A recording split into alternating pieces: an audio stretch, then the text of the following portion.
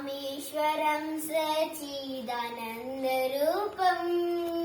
लसत्कुण्डलं गोकुले व्राजमानम्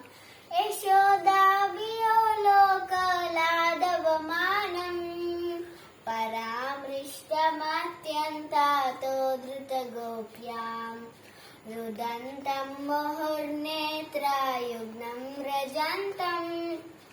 कराम्बोजयुग्मेन सातङ्कनेत्रम् मुहुश्वासकं पात्रीरेकाङ्ककण्ठा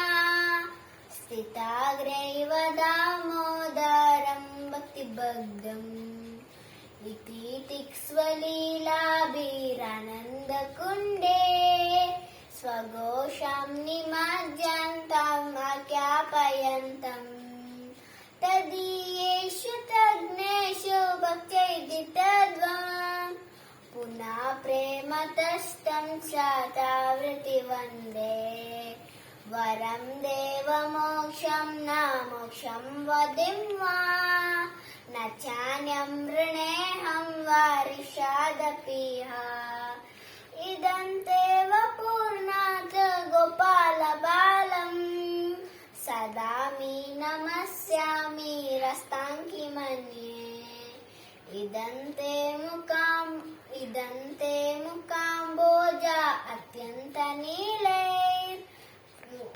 कुन्तले स्नेहारक्तेष्टगोप्या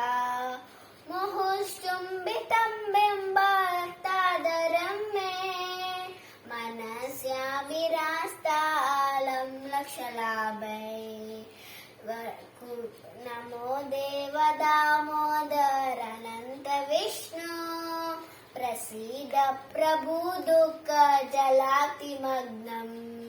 कृपा दृष्टिवृष्ट्याति दिनं बतान ग्रहणेश माम् अज्ञामेदुदिश्याम् कुबेरात्मजौ बग्धमुदेवद्यत् तया मूर्छितौ बग्धिभजौ कृतौ जा